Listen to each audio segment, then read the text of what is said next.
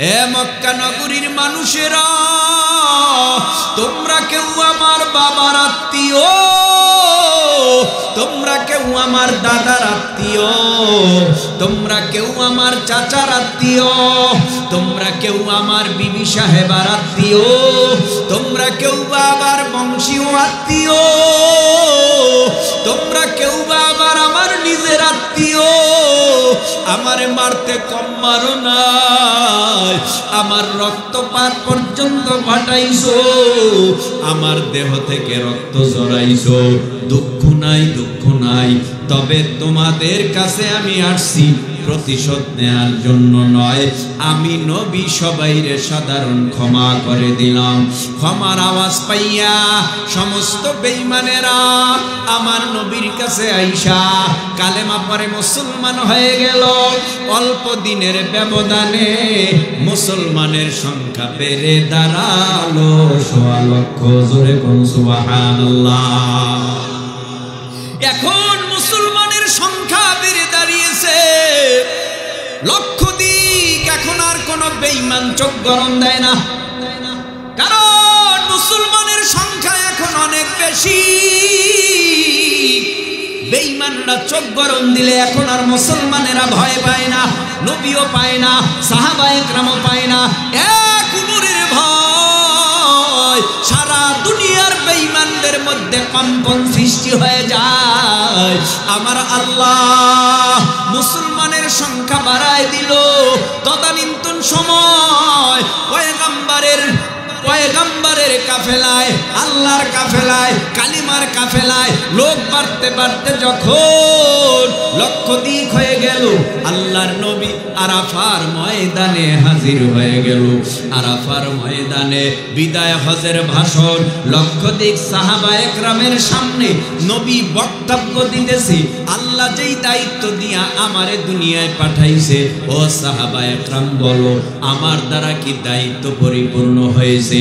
সাহাবায়ে কেরাম বলে, পয়গম্বর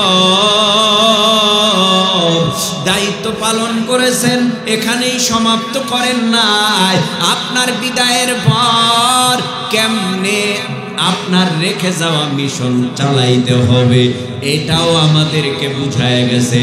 ও পয়গম্বর আপনার দায়িত্ব যথাযথ আপনি পালন করেছেন। মায়ার নবী খুশির সাথে দোনো হাতের শাহাদাত আঙ্গুল আসমানের দিকে উঠাইয়া আল্লাহকে বলে, আল্লাহুম্মা শাহাদ, আল্লাহুম্মা শাহাদ, আল্লাহুম্মা শাহাদ। আল্লাহ আপনার সাক্ষী থাকেন। লক্ষাধিক সাহাবায়ে কেরাম বলতেছে, আমার দ্বারা নাকি আমাকে যেই দায়িত্ব দিয়েছেন সেটা নাকি পরিপূর্ণভাবে আদায় করেছি। আল্লাহ পাক নবীরে ডেকে বলে, ও পয়গম্বর আপনার টেনশন নাই, চিন্তা নাই। দুনিয়ার জমিনের মধ্যে লক্ষের অধিক আমি নবী রাসূল পয়গম্বর পাঠাইলাম, কোন নবীর দ্বারা দিন পরিপূর্ণ করলাম না। আজকের আরাফার ময়দানের তারিখে আমি আল্লাহ নিজে ঘোষণা করলাম, আল-ইয়াউমা আকমালতু লাকুম দীনাকুম ওয়া আতমামতু আলাইকুম নি'মাতি ওয়া রাদিতু লাকুমুল ইসলাম দীনা।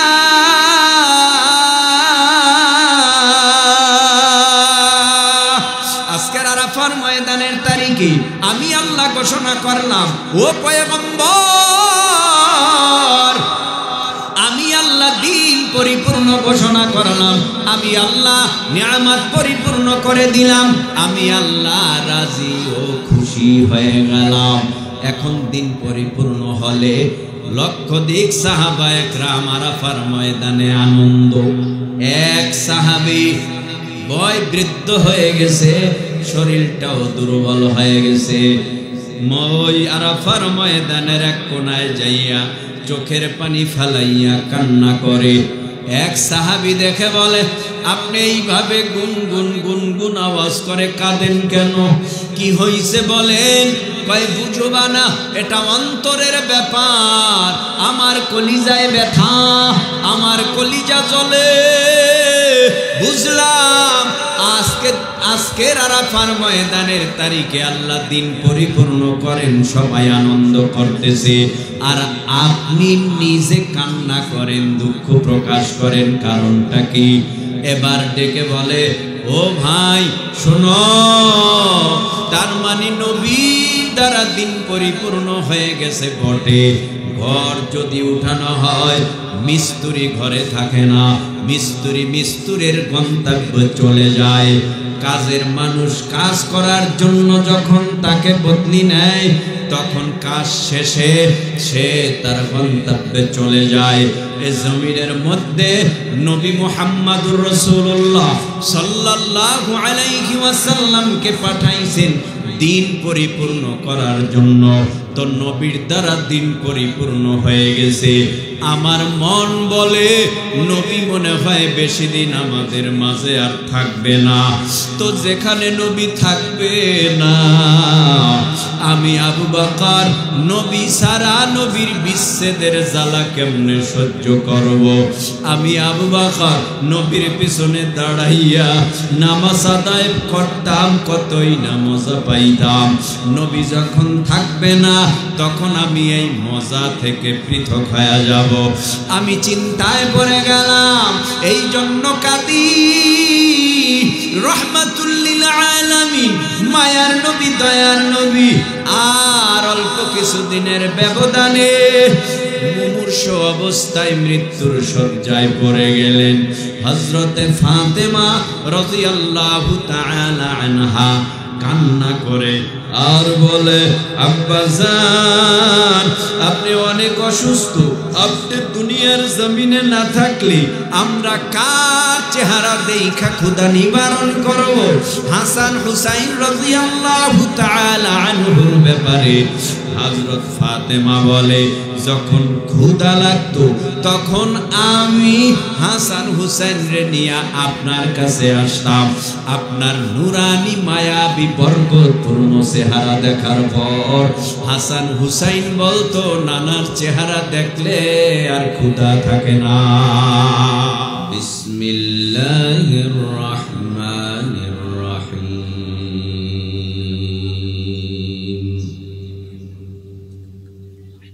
কুল্লু মান আলাইহা ফানিন ওয়া ইয়াবকা ওয়াজহু রাব্বিকা যুল জালালি ওয়াল ইকরাম।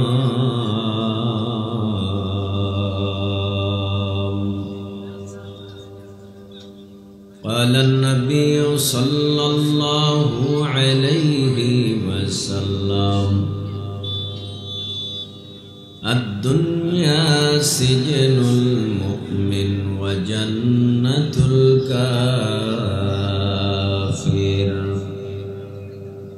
أو كما قال النبي عليه الصلاة والسلام. اللهم صل على محمد وعلى آل محمد كما صليت على إبراهيم وعلى آل إبراهيم إنك حميد مجيد. اللهم بارك على محمد وعلى آل محمد كما باركت على إبراهيم وعلى آل إبراهيم إنك حميد مجيد. মুখের দাগে বিচলিত তুমি দেখো আয়না বারে বার, মুখের দাগে বিচলিত তুমি দেখো আয়না বারে বার। আত্মার কোন খবর রাখো কি সে যে কুৎসিত পদাকার। এহ জীবনেই বিভর তুমি, নেই মরণের খবর। তুমি যে ভাই নামে মুসলিম, কাজেই ইবলিসে ইবলিসের দোসর। মিনারে মিনারে তাকবীর ধ্বনি যায় শোনা যায় আজো, হৃদয়ে রাজ্যে কাপন ধরানো নাই সে ধ্বনির খোঁজ। ঘুমাইয়া কাজা করে ফজর, তখনও জাগনি যখনই জহর। হেলায় খেলায় কেটেছে আসর, মাগরিবেরি শুনিয়া যান।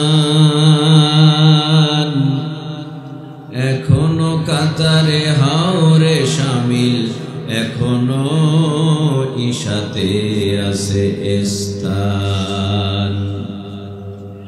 বাজেছে দামামা বাদরে আমামা, শির উঁচু করে মুসলমান। দাওয়াত এসেছে নয়া জামানার, ভাঙা কেল্লায় ওরা নিশান।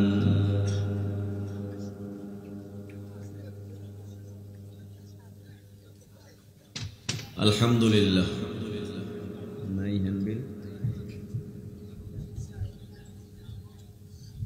আজকের মাহফিলের মহতরম শ্রদ্ধাভাজন সুনামধন্য সম্মানিত সভাপতি, প্রধান অতিথি ও বিশেষ অতিথি বৃন্দ, মুআজ্জাজ মুকাররম, জাতির রাহবার, জাতির পথ প্রদর্শক, জাতির কর্ণধার ও গৌরব, ওয়ারাসাতুল আম্বিয়া, বুজুর্গ উলামায়ে কেরাম, দূর দূরান্ত থেকে আগত ইসলাম প্রিয়, কোরআন প্রিয়, দিনদার ও ইমানদার মর্দে মুজাহিদ মুমিন মুসলমান ভাইরা,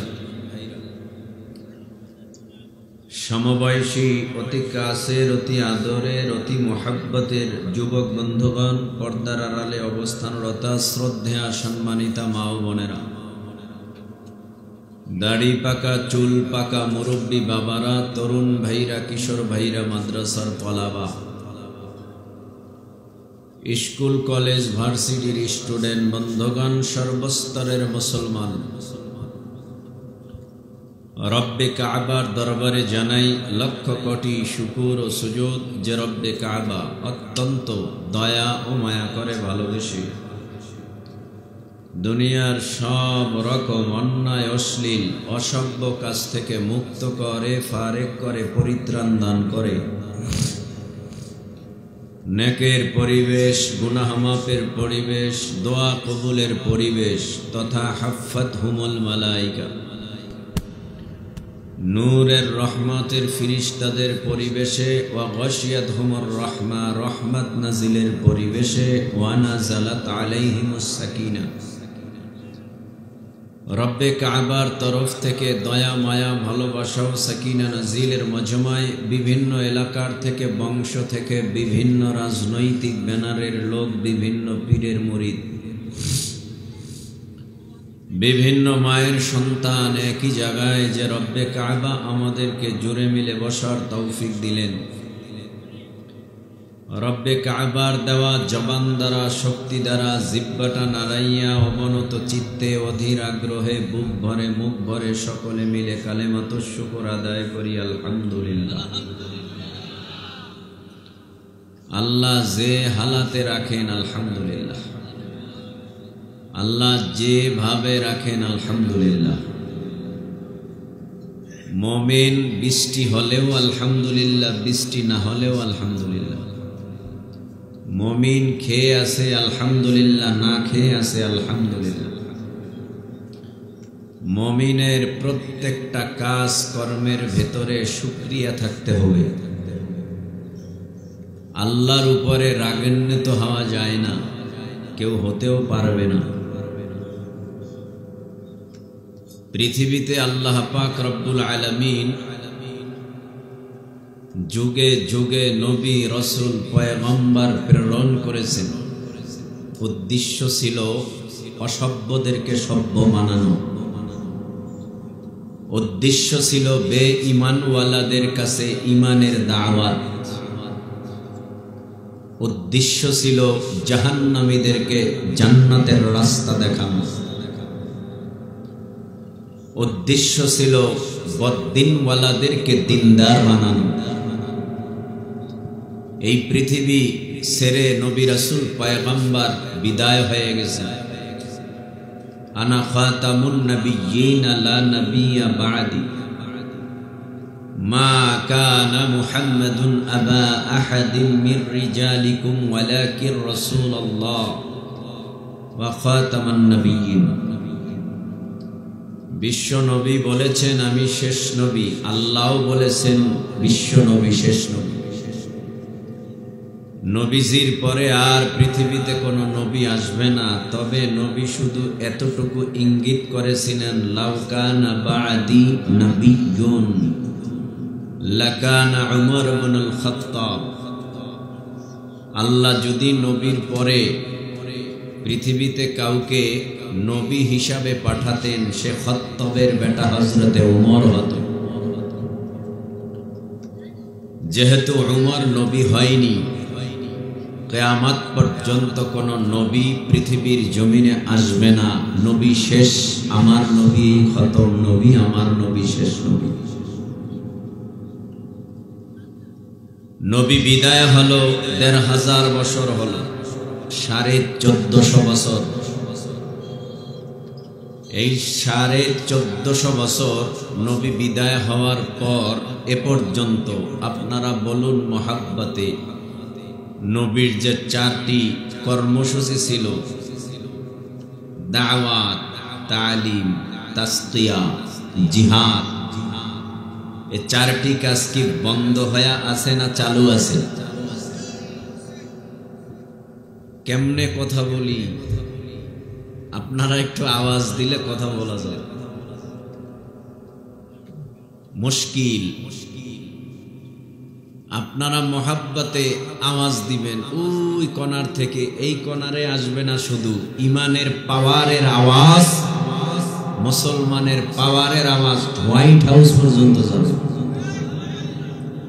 সংখ্যায় মুসলমান যদি কমও থাকে, আল্লাহু আকবার ইমানের স্পিরিট যদি রুহানিয়াতের সাথে হয়, তাহলে এই আওয়াজ বেঈমানের কানে যাওয়ার সাথে সাথে যারা স্টপ করে জায়গায় মারা যায়। আমরা মুসলিম জাতি, আমাদের আওয়াজ কি বিড়ালের মতো না সিংহের মতো হয়? মুসলিম জাতির আওয়াজ সিংহের মতো হয়েছে, জীর্ণ শীর্ণ, গায়ে গোশত নেই, শুকনা। সাহাবা একরাম ৩১৩ বদরের মাঠে তাও রোজা রেখে গেছে, শক্তি নাই, কিন্তু বদরের মাঠে যাওয়ার পরে আল্লাহ পাক নবীকে সান্ত্বনার বাণী শোনায়। নবী চিন্তা নাই, সংখ্যায় লোক কম হলে কি হবে, আমি তো আপনাদের সাথে আছি। আর আমি যার সাথে আছি, সংখ্যায় লোক হলেও তাদের বিজয় হবে, কারণ বিজয়ের চাবিকাঠি আমি আল্লাহর হাতে। ভয় পাবেন না, আমি আল্লাহ আসমানে রহমতের সেনাবাহিনী রেখে দিলাম, ফেরেশতা। যখনই দরকার হবে তখনই আমি বদরের ময়দানে পাঠিয়ে বেঈমানদেরকে হটিয়ে আপনাদের গলায় কালেমার মালা পরা, বিজয়ের মালা পরায় দেব। তাহলে আপনারা একটু আল্লাহু আকবার বলেন, আরো জোরে বলেন মাশাআল্লাহ। গোটা দুনিয়ার বেঈমানেরা এক ঐক্য হয়ে গেছে, সারা দুনিয়ার বেঈমানেরা ঐক্য। হিন্দু, বৌদ্ধ, খ্রিস্টান, ইহুদি, নাসারা, চাকমা, মগ, শিখ, যত ধর্ম অবলম্বী আছে এদের ধর্ম আলাদা আলাদা, কিন্তু মুসলমানদেরকে বিদায় করার বেলায় সবাই এক। মুসলমানদেরকে দুনিয়ার থেকে মেরে ফেলার বেলায় সবাই এক। বাংলাদেশে এমন কি ঘটনা ঘটেছে, ইন্ডিয়া বাংলাদেশের উপরে এত রাগান্বিত, কি ঘটনা ঘটেছে, অথচ ইসকন সনাতনী হিন্দুরা আমাদের মুসলিম ভাই সাইফুলকে হত্যা করেছে চট্টগ্রাম কোট চত্বরে, নাকি? তো এখানে তো মুসলিম জাতি এর প্রতিবাদে রুখে দাঁড়াবার কথা, মৃত্যুর বদলা তো মৃত্যু হওয়ার কথা, কিন্তু তা তো হলো না। তারপরে প্রপাগান্ডা ছড়াচ্ছে কেন? মূল উদ্দেশ্য হলো ওদের গায়ের মধ্যে জ্বালা যন্ত্রণা কি না কি হয়ে গেল, কেমনে কি হয়ে গেল, এই কারণেই ওদের গায়ের ভেতরে যন্ত্রণা। তবে আমরা কি, আমরা মুসলিম জাতি। অনেকে ভেবেছিল দেশে কি হয় না না হয়, কি হয় না না হয়, কিন্তু দেখলাম কিছু একটা হচ্ছে, কিছু একটা হবে। তবে আল্লাহর উপরে আমরা তাওয়াক্কুল করি। এই দেশের 1 ইঞ্চি মাটিও কোনো বেঈমান থাবা দিয়া নিতে পারবে না। এদেশের 1 ইঞ্চি মাটিও কোনো বেঈমান থাবা দিয়ে নিতে পারবে না। কারণ এ দেশে যারা জন্মগ্রহণ করেছি 1 ইঞ্চি মাটির প্রতি এদেশের মানুষ অনেক মায়া, অনেক দয়া। জন্মভূমির উপরে যদি কেউ চোখ রাঙিয়ে তাকায়, আল্লাহর কসম এই দেশের মধ্যে তাওহীদি জনতারা, মুসলিম জাতিরা, এই দেশের মধ্যে যারা নাগরিক রয়েছে, আল্লাহর কসম কাউকে ছাড় দেওয়া হবে না, কেউ ছাড় পাবেও না। কেন পাবে না? মাতৃভূমি, জন্মভূমি, আমার জন্মস্থান। মাঝে মধ্যে বলবে চট্টগ্রাম আমাদের, কক্সবাজার আমাদের, লাভ হবে না। মুখের বলি দিতে পারবা, কিন্তু এ দেশের মানুষের কাছে অস্ত্র না থাকতে পারে, ট্যাঙ্ক না থাকতে পারে, বিমান না থাকতে পারে, ঈমান আছে। ঠিক কিনা বলো? মুসলমানের ঈমান আছে। যেহেতু সংখ্যায় মুসলমান কম, বিজয় অর্জন করেছে। আমরাও সংখ্যায় কম থাকতে পারি, ইন্ডিয়ার জ্ঞানের বুলেট কামান থাকতে পারে, সংখ্যায় ওদের লোক বেশি থাকতে পারে, কোনো সমস্যা হবে না। আমাদের ঈমান আছে, তাকবীরের আওয়াজ আছে। আমরা ধারণা করি বেঈমানরা ভয় পাবে, ভয় পাবে, ভয় পাবে। ঠিক কিনা বলো? আল্লাহ আমাদের বুঝার তৌফিক দেন। আমিনের আওয়াজ আর একটু জোরে দেন। ভাইরা আমার, আমি আপনাদের সামনে উপস্থিত হয়েছি, বৃষ্টিও নামতেছে, বাকি আল্লাহ ভরসা। এটা আমাদের জন্য বড় এক পরীক্ষা। গতকাল বৃষ্টি ছিল, আজকে বৃষ্টি, হয়তো আল্লাহ খুশি হয়ে দিচ্ছে। এখানে তো রাগ হওয়ার কিছু নাই।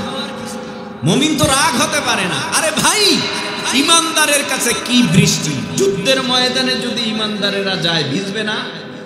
নালে যুদ্ধের ময়দানে গেলে ইমানদার যদি মনে করে বৃষ্টি নামছে চল, তো মাঠ তো বেঈমানরা দখল করে নিবে। ঠিক কিনা? আল্লাহ তাআলা বুঝার তৌফিক দেন, বলেন আমিন। এবার আপনাদের কাছে প্রশ্ন করি, আপনারা একটু জবাব দেন। আমরা যারা এখানে আসছি, আমরা কাকে খুশি করার জন্য আসছি? আল্লাহকে খুশি করার জন্য।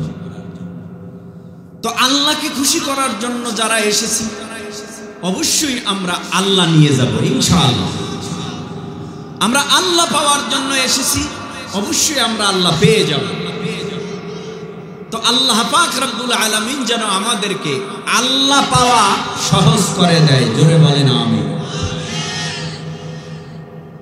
পবিত্র মহাগ্রন্থ কোরআনুল কারীম এমন একটি যুগে, এমন একটি সময়, এমন একটি প্রেক্ষাপটে নাজিল হলো, যে সময় গোটা দুনিয়ার সব মানুষগুলো অসভ্য, বেঈমান। একটা মানুষও আল্লাহর পক্ষে, নবীর পক্ষে, কালেমার পক্ষে ছিল না। সব মানুষগুলো বেঈমান ছিল, সব মানুষগুলো কাফির, শিরকের অন্তর্ভুক্ত।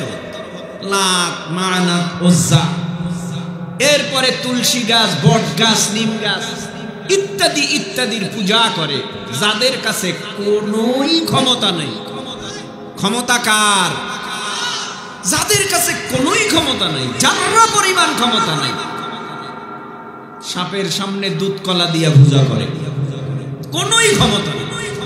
লাত একটা মাটি, কাদা মাটি দিয়া মূর্তি বানায়া নাম রাখছে লাত, ইবাদত করে, কোনো ক্ষমতা নেই।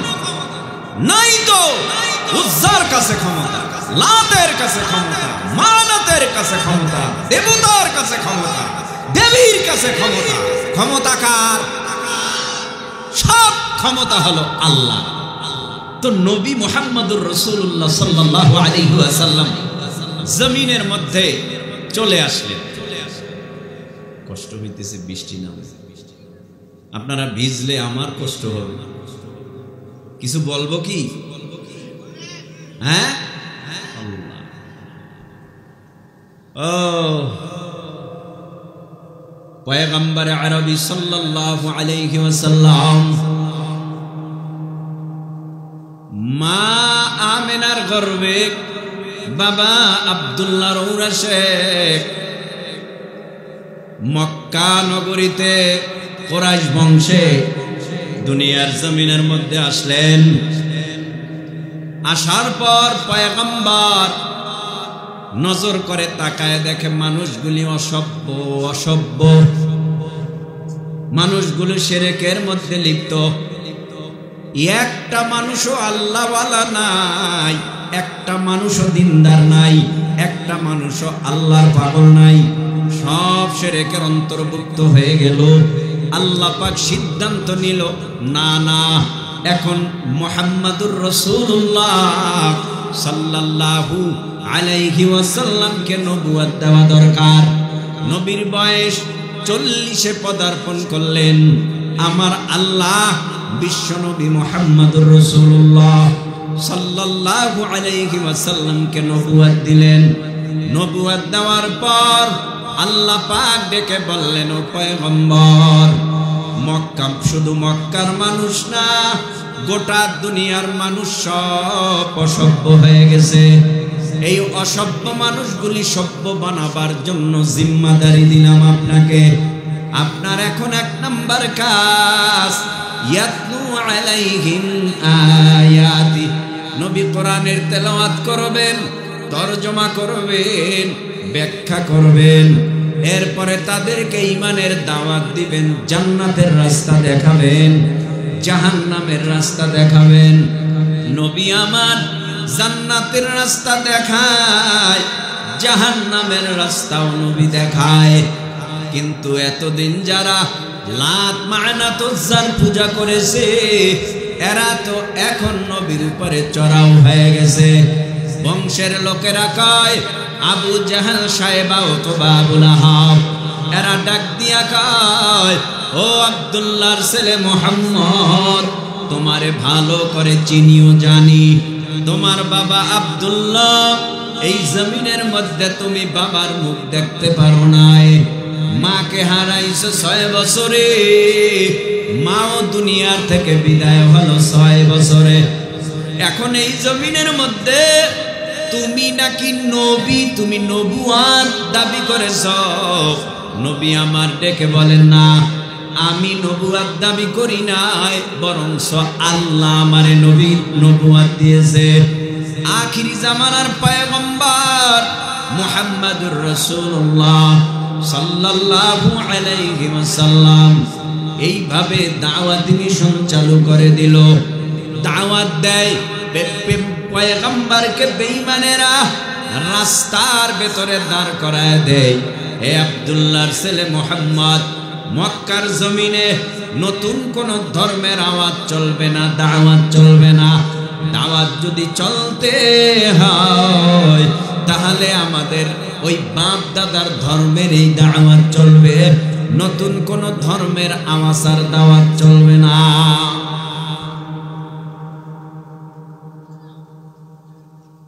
দেখছেন নিহালা, আল্লাহ জোর কইরা কিছু হয়, জোর কইরা কিছু হয় না। হ্যাঁ, আল্লাহু আকবার, আল্লাহু আকবার। বয়ান চলতে থাক, যারা থাকবেন থাকেন, ছাতির নিচে যারা বসা ছাতার মধ্যে, তাকে তো আর বৃষ্টি নেই, কি কন, তাকে তো আর বৃষ্টি নেই, বৃষ্টি পড়ে না, তারপরেও তো কষ্ট হয়।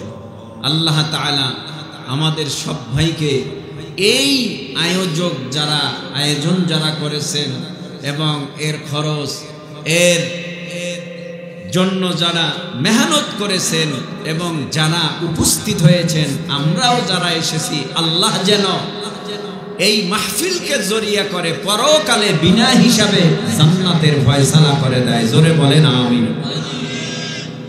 ভাইরা আমার, আখিরি জামানার পয়গম্বর এইভাবে করে মক্কার জমিনের মধ্যে একদিন দুই দিন না 13টা বছর যখন মক্কার জমিনে কাটায়, বেঈমানেরা পয়গম্বরের উপরে চড়াও হয়। মক্কা ছাইরা নবী সোজা মদিনায় চলে যায়। মদিনায় যাইয়াও শান্তিতে নাই। মক্কা থেকে বেঈমানেরা কয়, আব্দুল্লাহর ছেলে মুহাম্মদ তোমারে পেলাম না, যদি পাইতাম তাহলে মক্কার জমিনেই তোমাকে হিজরতের রাত্রে হত্যা করতাম, কিন্তু তোমারে পাই নাই। তুমি সোজা মক্কা ছাইরা মদিনায় চলে গেছো। মদিনায় যাইয়াও শান্তিতে থাকতে পারবা না। যদি তুমি মনে করো শান্তিতে থাকবা, ভুল। আল্লাহর কাছে নবী ডেকে চোখের পানি ছেড়ে কান্না করে বলে, ও আল্লাহ, আমি আমার জন্মভূমি ছাড়লাম, আমি আমার মাতৃভূমি ছাড়লাম। ও আল্লাহ, আমি সব ছাইরা দিয়া মক্কা থেকে মদিনায় আসলাম, কত মেহনত কইরা কষ্ট কইরা আসলাম। এখন আবার আমার চাচা আবু জাহাল, সাহেবা অথবা আবু লাহাব, সব বেঈমানেরা আমাকে এখন আবার হুমকি দেয়, থ্রেট দেয়। আমি এখন কি করব? আল্লাহ বলেন, নবী ভয় নাই, চিন্তা নাই, আমি আল্লাহ তো আপনার সাথে আছি, আপনার কোনো ভয় নাই, আপনি বদরে যান। নবী বদরের মাঠে গেল, বিজয় অর্জন করে আসলো। বড় বেঈমান ডাকাত সন্ত্রাস আবু জাহাল বদরের ময়দানে দুনিয়ার থেকে বিদায় হয়ে জাহান্নামের কীট হয়ে গেল। এরপরে আস্তে আস্তে নবীর দলে লোক বাড়তে বাড়তে প্রায় 10,000 হয়ে গেল। একজন মুসলমানের সংখ্যা ছিল না, সেখান থেকে 313, আবার সেখান থেকে মুসলমানের সংখ্যা অল্প দিনের ব্যবধানে মুসলমানের সংখ্যা হয়ে দাঁড়ালো 10,000। আল্লাহ কয়, নবী আপনার কি মন চায় না মাতৃভূমিতে যেতে, জন্মভূমিতে যেতে? যুব সমাজ, আপনাদের এলাকায় বহু মানুষ আছে প্রবাসে মার চেহারা দেখে না, বাবার সাথে গল্প করে তাও মোবাইলে, মার সাথে গল্প করে তাও মোবাইলে, সরাসরি মা এক লোকমা খানাও খাওয়াইতে পারে না।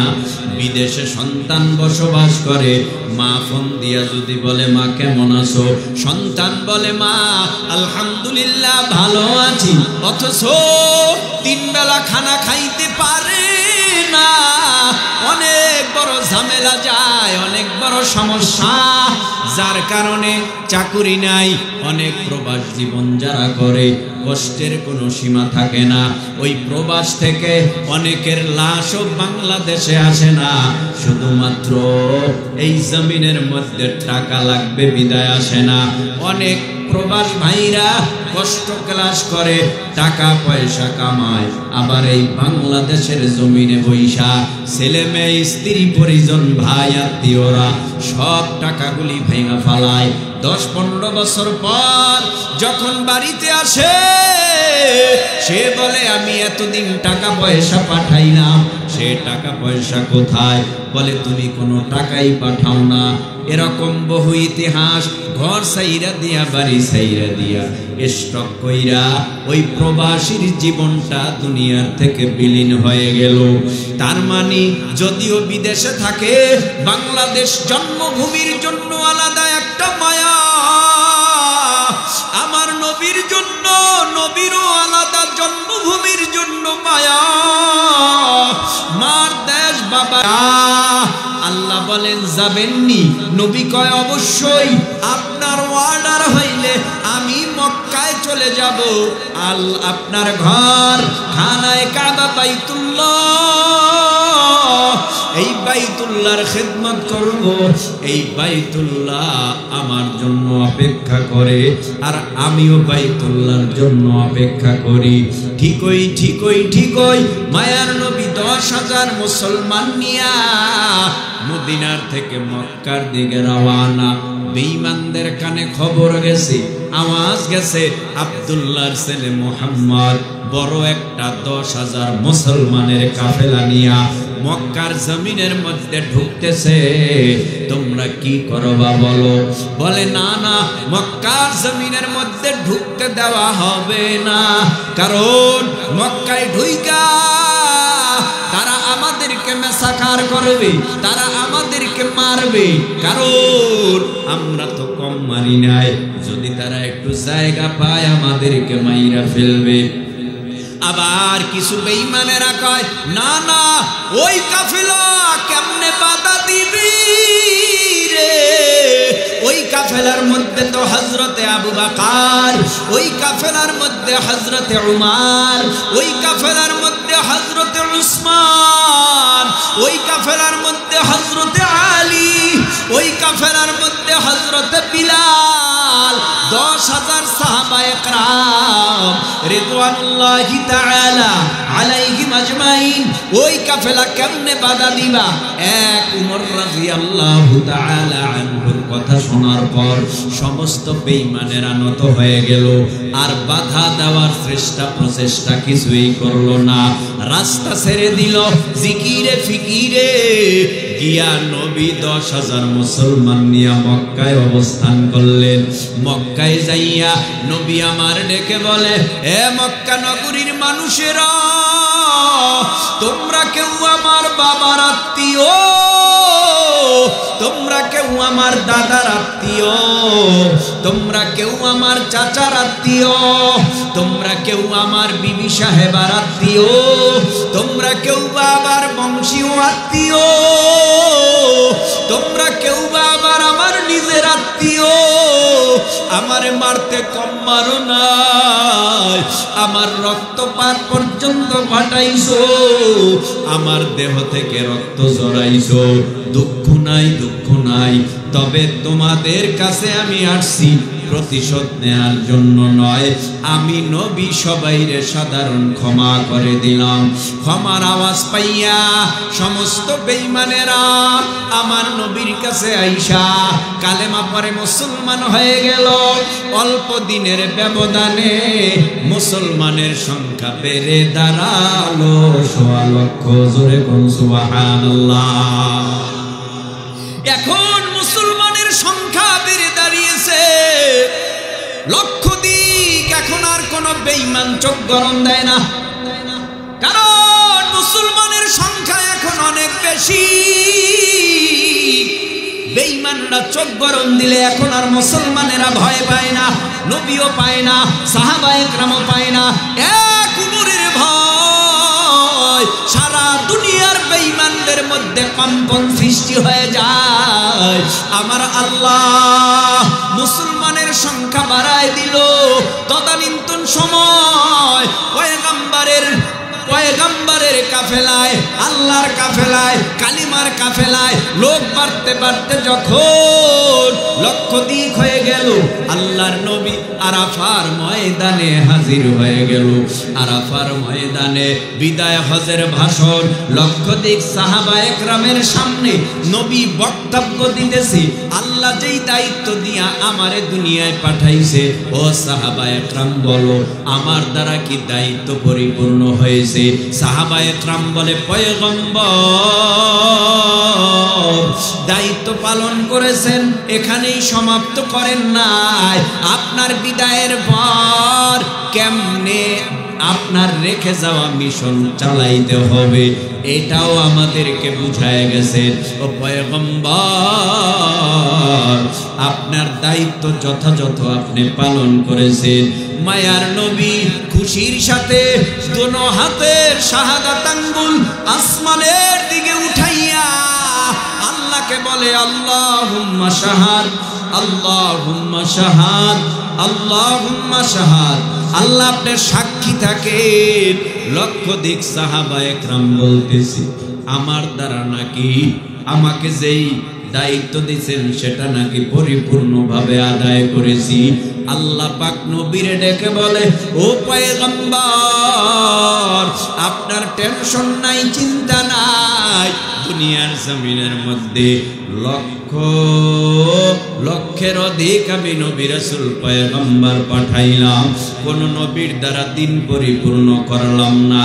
আজকের আরাফার ময়দানের তারিখে আমি আল্লাহ নিজে ঘোষণা করলাম, আল-ইয়াউমা আকমালতু লাকুম দীনাকুম ওয়া আতমামতু আলাইকুম নি'মাতি ওয়া রাদিতু লাকুমুল ইসলাম দীনা।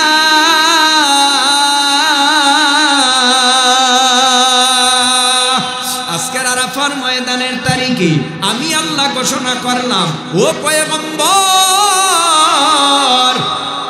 আমি আল্লাহ দিন পরিপূর্ণ ঘোষণা করলাম, আমি আল্লাহ নিয়ামত পরিপূর্ণ করে দিলাম, আমি আল্লাহ রাজি ও খুশি হয়ে গেলাম। এখন দিন পরিপূর্ণ হলে লক্ষাধিক সাহাবায়ে কেরাম আরাফার ময়দানে আনন্দ।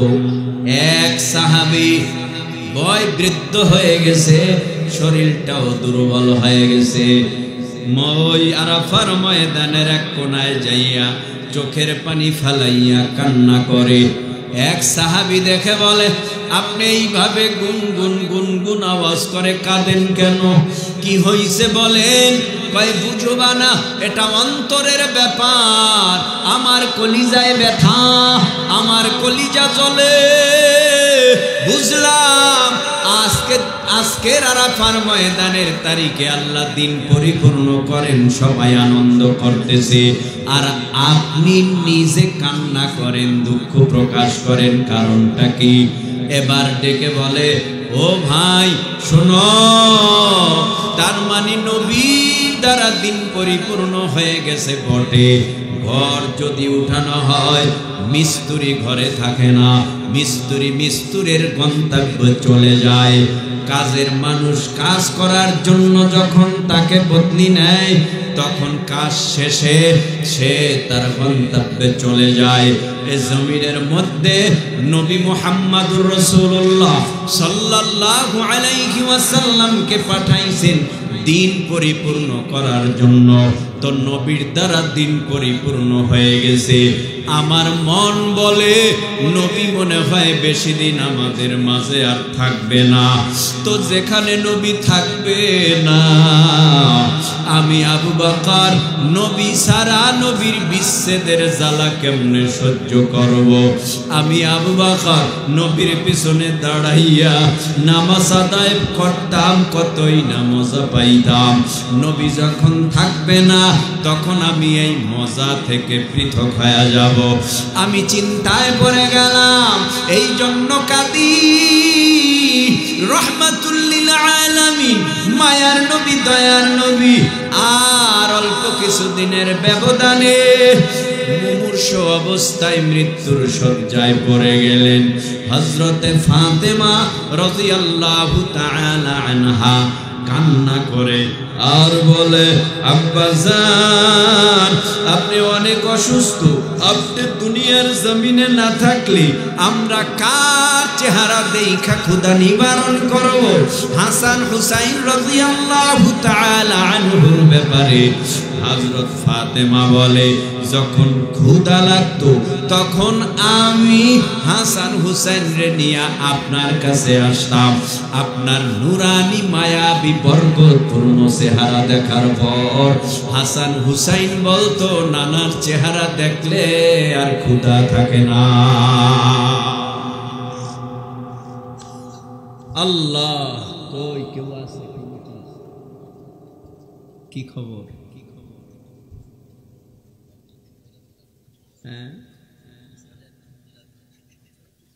আল্লাহ, আপনারা কি কর? চলুক, আয় হা, বৃষ্টির ভিতরেও চলুক, আল্লাহ কবুল করুক। আমিন। একটু আসতে দেন, মনে হয় বৃষ্টি নামবে। আরো জোরে কোন আমিন। আমি তো বারবারই বলছি, এটা নাজাতের একটা ব্যবস্থা হয়ে গেছে। অত্র এলাকাবাসীর মহল্লাবাসীর জন্য নাজাতের একটা ব্যবস্থা হয়ে গেছে। কারণ কোন জিনিস আল্লাহর তরফ, আল্লাহর ফয়সালা ছাড়া হয় না। এটা আল্লাহর ফয়সালা ছিল, বৃষ্টি হচ্ছে আল্লাহর ফয়সালা। আপনি কি করবেন? 2 ঘন্টা বয়ান করলে যেই ফায়দা হইতো সেই ফায়দাটা তো 10 মিনিটের বয়ানেও হয় না? 10 মিনিটের বয়ানেও হয়।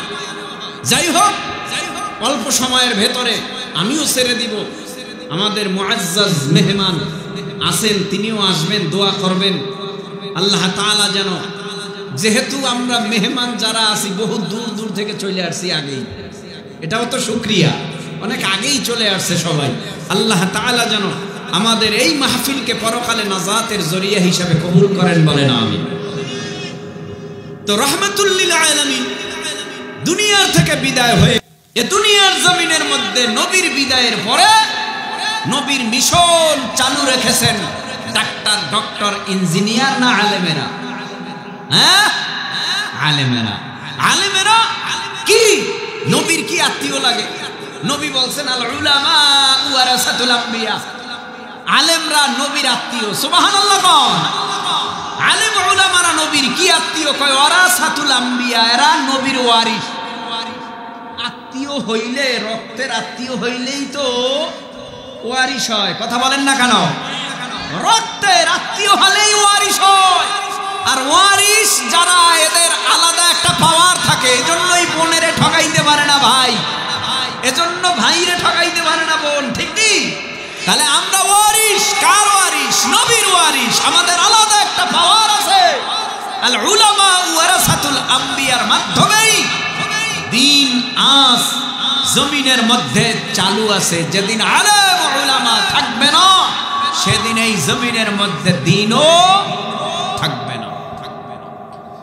আলেম উলামারা কত মেহনত করে, কত কষ্ট করে। আলেম উলামারা জীবন বাজি রাইখা ইসলামের খেদমত করে। আলেম উলামারা জীবন বাজি রাইখা ইসলামের খেদমত করে। জীবন যাক, তবুও এই জমিনের মধ্যে ইসলাম কায়েম হোক, দ্বীন কায়েম হোক, কোরআনী শাসন কায়েম হোক, এটাই আলেম উলামারা চায়। এই জমিনের মধ্যে সুবর্ণ একটা সুযোগ কইরা দিছে আল্লাহ আমাদের। ও ভাই, এখানে যারা বসছি, আমার মাথায় যেই টুপি, এই টুপি আপনাদের মাথায় না। আমি রাজনৈতিক ব্যানার যেটা করি, আপনি সেটা করেন না। তবে আপনার কালেমা আমার কালেমা আলাদা না? এক। আমাদের কালেমা এক, টুপি আলাদা, টুপির ডিজাইন আলাদা, টুপির রং আলাদা, কিন্তু আপনার পীর আলাদা, আমাদের কালেমা এক। তাহলে সারা দুনিয়ার প্রান্তে প্রান্তে প্রান্তে প্রান্তে যত মুসলমান আছে, সকল মুসলমানের কালেমা এক। সকল মুসলমান দুনিয়ার জমিনে যে যেখানেই বিপদে পড়ুক, মুসিবতে পড়ুক, দেখবেন ওই মুসিবতে পড়ার পর মুসলমানের চোখ দিয়া পানি বের হয়। ঠিক বের হয়? মুসলমানের চক্ষু দিয়া পানি বের হওয়ার কারণ, এক মুসলমান যদি বিপদে পড়ে, মুসিবতে পড়ে, ওটা সহ্য করতে পারি না। কারণ কালেমা এমন একটা জিনিস আপনার ভিতরে আছে, আমার ভিতরে আছে। তো আপনার সাথে আমার আল্লাহ কালেমার বন্ধনে এমন একটা আত্মীয়তা বানায় দিছে, মোহাব্বত বানায় দিছে, আত্মার এমন একটা সম্পর্ক বানায় দিছে। আপনি বিপদে পড়লে ওই বিপদটা আমারও তখন মনে হয়। ভাইরা আমার, এই উপমহাদেশের মধ্যে বড় একজন আলেমে দ্বীন, বুজুর্গ হুসাইন আহমদ মাদানী রহমাতুল্লাহ আলাইহি, অনেক বড় একজন আলেম বুজুর্গ হুসাইন আহমদ মাদানী রহমাতুল্লাহ আলাইহি, যে সময় ব্রিটিশরা শাসন করেছিল, ব্রিটিশদের বিরুদ্ধে, বেঈমানদের বিরুদ্ধে বাঘের মতো হুঙ্কার দিয়া কথা বলেছিল এই হুসাইন আহমদ মাদানী রহমাতুল্লাহ আলাইহি। কেমন ছিল তার আচার, কেমন ছিল তার আচার ব্যবহার, কেমন ছিল তার আদর্শ, হুসাইন আহমদ মাদানী রহমাতুল্লাহি আলাইহির জীবনের একটা ঘটনা, অল্প সময় লাগবে বলবনি, ছোট্ট একটা ঘটনা শুনাই। হুসাইন আহমদ মাদানী রহমাতুল্লাহি আলাইহি কোথাও সফরে রওনা করেছে। সফর অনেক দূরের পথ, কষ্টের পথ। হুসাইন আহমদ মাদানী রহমাতুল্লাহি আলাইহি ট্রেনে কইরা সফর করবে। ট্রেনের সিট নিচে পাশে একজন হিন্দু ভদ্রলোক ছিল। হিন্দু ভদ্রলোকটার পাশে হুসাইন আহমদ মাদানীর সিট। তবে হিন্দু ব্যক্তিও অনেক উচ্চ শিক্ষিত ছিল। হঠাৎ করে হুসাইন আহমদ মাদানীকে মোহাব্বত কইরা ডাক দিয়া কয়, ও হুজুর, আমি একটু জরুরত স্বার্থে যাই, আমার মালামাল ব্যাগ এখানে যা আছে এগুলি আপনার জিম্মাদারিতে রাখেন। হুসাইন আহমদ মাদানী কয়, অবশ্যই আমি জিম্মাদারি নিয়ে নিলাম, আপনি যান। এবার বহুক্ষণ পরে হুসাইন আহমদ মাদানীর কাছে এসে সিটের কাছে বসবে, কিন্তু মুখের অবস্থা ভালো না, কারণ চেহারাটা কালো দেখা যায়, আগের মতো না। চিন্তা করে জরুরত কি সারতে পারে নাই নাকি কোনো সমস্যা। হুসাইন আহমদ মাদানী জিজ্ঞেস করে, ও ভাই, কি কোনো সমস্যা হয়েছে? হিন্দু ভদ্রলোক বলে, হ্যাঁ ভাই, বড় সমস্যা।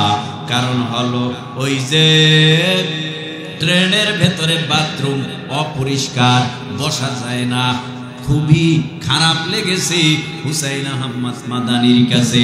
হায় হায়, আল্লাহর এক মাখলুক, ধর্ম অন্য হতে পারে, মানবতার সেবায় তো সবাই এক। চিন্তা নাই, চিন্তা নাই, আমি যাই।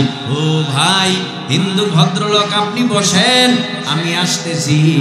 কিছুক্ষণ যাওয়ার পর ওই ট্রেনের মধ্যে যাইয়া নিজ হাতে পানি দিয়া এই বাথরুমটারে সুন্দরভাবে ধৌত করিয়া, ক্লিন বানাইয়া, সুন্দর ফর্সা করিয়া হুসাইন আহমদ মাদানী রহমাতুল্লাহি আলাইহি এসে বলে, ও ভাই যান, এবার যান, আমি দেখে আসলাম, এখন আর আগের মতো ওই বাথরুম অপরিষ্কার নাই, বাথরুমটা পরিষ্কার হয়ে গেছে।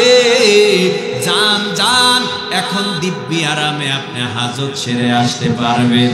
আসলেই হুসাইন আহমদ মাদানীর তো এই হিন্দু লোক চিনে না।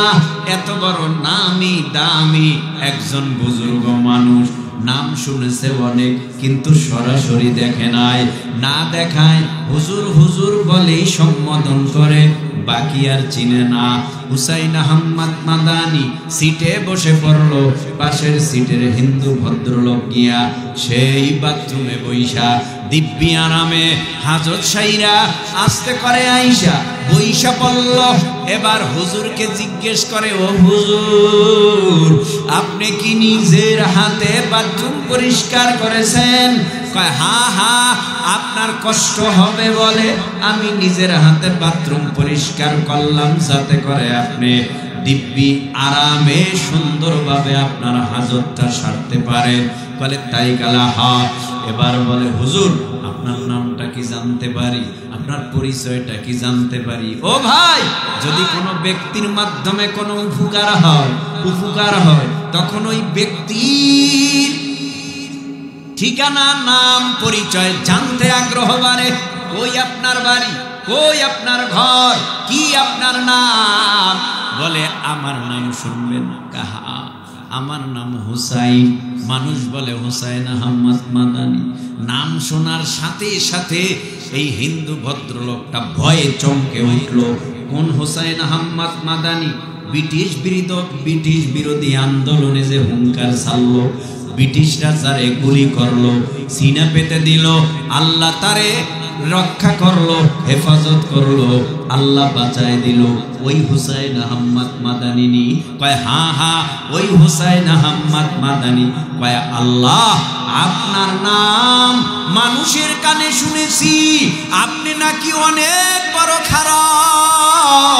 আসলে আপনি তো খারাপ না, আপনার চরিত্র না জানি এত ভালো আপনার চরিত্র, আর আপনার আখলাক এত ভালো, না জানি আপনার নবীর চরিত্র কত ভালো, না জানি আপনার নবীর চরিত্র আখলাক কত ভালো। হিন্দু ভদ্রলোক কয়, আমি আর দেরি করব না, আপনি খারাপ না, আপনি অনেক ভালো, আপনি অনেক ভালো, আপনি অনেক ভালো।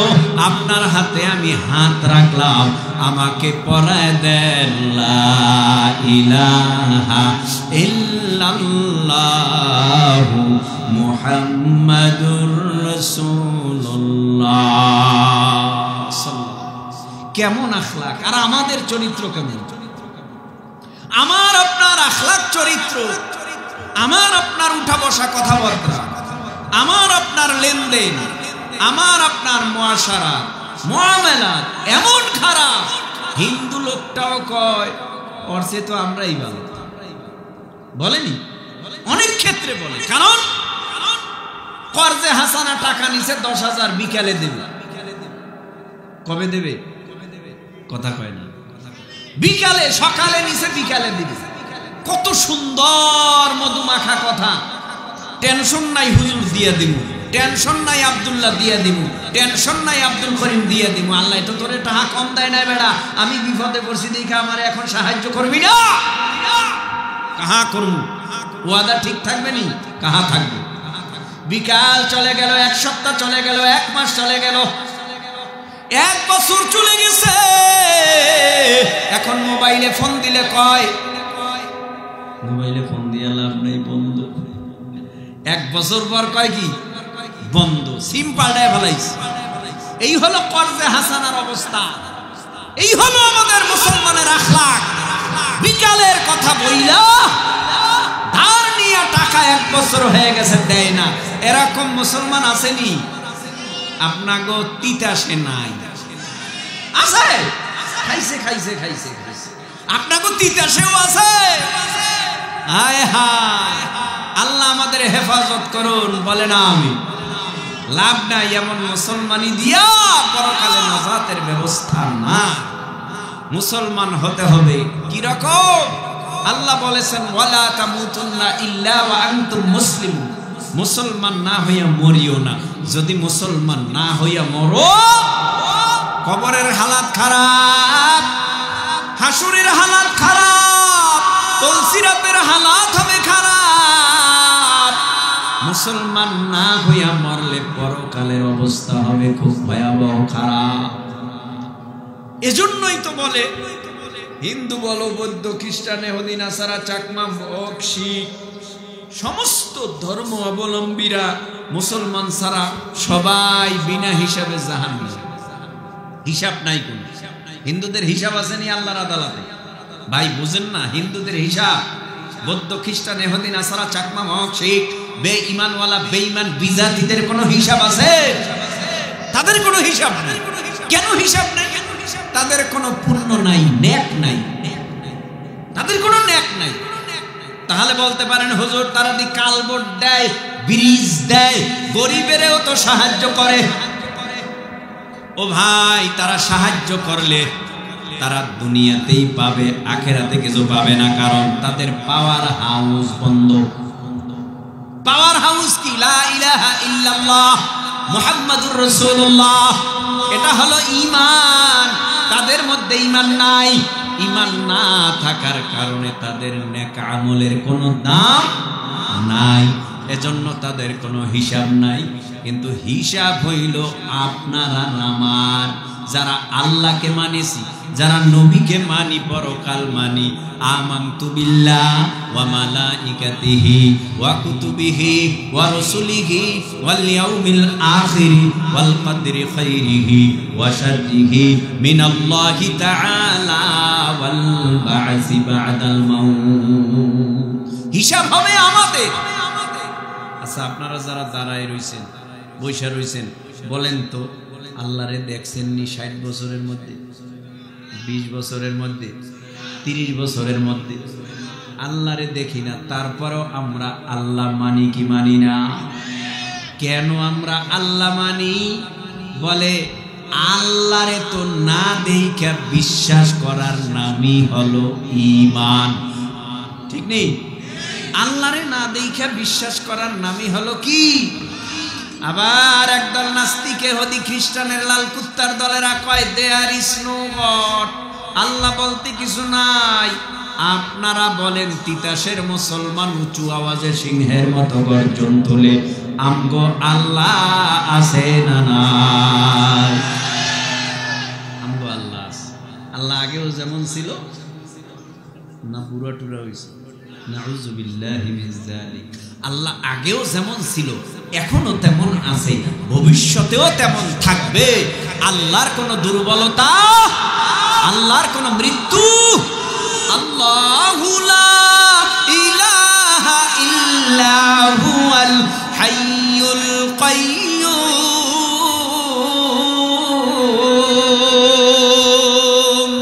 লা তা'খুযুহু সিনাতুন ওয়ালা নাওম। আল্লাহ কেমন? আল্লাহ চিরঞ্জীব, সুবহানাল্লাহ। আল্লাহ চিরস্থায়ী, সুবহানাল্লাহ। আল্লাহর লয় নাই, আল্লাহর ক্ষয় নাই। ও ভাই, রাত গভীর হয়ে গেলেই আমগো জিমানি ওঠে। হ্যাঁ, যেখানে জায়গা পায় নেই ঘুমায়, মাটি নাই, চুড়ি নাই, ঘর নাই, বাড়ি নাই, বিছনা নাই, বালিশ নাই। এই যে গাড়ির মধ্যে থাকি, যখন ঘুম আসে তখন চিন্তা করি না এটা কি বাড়ি, এটা কি খাট, এটা কি? কয় ঘুম আসার সাথে সাথেই আস্তে কইরা ঘুম চলে আসে। রাত গভীর হয়ে গেলেই মানুষের ঘুমটা একটু বেশি আসে। অথচ আমার আল্লাহ এমন আল্লাহ, আল্লাহ ডেকে বলে রাত্র গভীর হয়ে গেলে তোরা ঘুমাও, আমি আল্লাহ ঘুমাই না, দিনেও না রাত্রেও না। আমি আল্লাহ কেমন জানোনি? আমি আল্লাহ লা তা'খুযুহু সিনাতুন ওয়ালা নাওম। আমার ঘুম নাই, জিমানি নাই, তন্দ্রা নাই। লাম ইয়ালিদ ওয়া লাম ইউলাদ, আমার ছেলেও নাই, আমার মেয়েও নাই, আমারে কেউ জন্ম দেয় নাই, আমি কারো থেকে জন্ম নেই নাই। আল্লাহ পাক রব্বুল আলামিন বলেন আমি আল্লাহ রাত্র গভীর হয়ে গেলে প্রথম আসমানে আসি, আইসা বলি হে আমার গোলাম তোরা ঘুমাস, আমি আল্লাহ ঘুমাই না। তোদের ডেকে ডেকে বলি বড় বিপদে পড়েছো, এই গভীর রাত্রে আমি আল্লাহ প্রথম আসমানে আসছি, আমার কাছে বল তোদের কি দরকার? আমি আল্লাহ তোদেরকে দেওয়ার জন্য এখানে আসলাম। তোরা মুসিবতে আছো, আমার কাছে বল, আমি দিয়া দিব।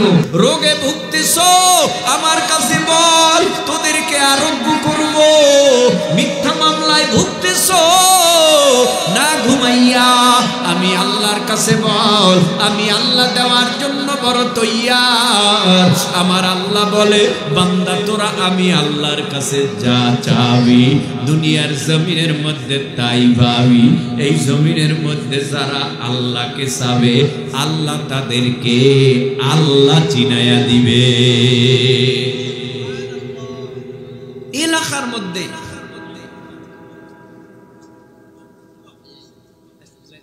আচ্ছা আপনারা কষ্ট করছেন, আরেকটু করতে পারবেন না? আল্লাহ, আপনারাই মর্দে মুজাহিদ। আসলেই আপনারা খুবই দামি ইমানওয়ালা মানুষ। কেন বৃষ্টিরে বৃষ্টি মনে করেন না? বৃষ্টিরে বৃষ্টি মনে করেন না। আপনারা ভিজে ভিজে বয়ান শুনতেছেন। এর থেকে বড় পাগল আর দুনিয়ায় আসেনি কেউ। সবচেয়ে বড় পাগলামি, কারণ জমিনের মধ্যে টাকার পাগলের শেষ আছে। কথা বলেন না? মইরা গেলে পাগলামি শেষ, দুনিয়ার পাগলের শেষ আছে, মইরা গেলে পাগলামি শেষ। কিন্তু আখিরাতের আল্লাহর পাগলের পাগলামি দুনিয়াতে যা আছে ডাবল হবে হাসরে ময়দানে কিয়ামতের মাঠে। এদের পাগলামি যে শুরু হবে, জান্নাতে গিয়েও পাগলামি করবে। আল্লাহরে দেখলাম, গেল কই, গেল কই? আল্লাহকে আবার দেখবো, আল্লাহ আবার দেখা দাও, আল্লাহু আকবার বল। পাগলামি থামবে না। দুনিয়ায় যারা দুনিয়ার পাগল, এদের পাগলামি চক্ষু বন্ধ হয়ে গেলে শেষ।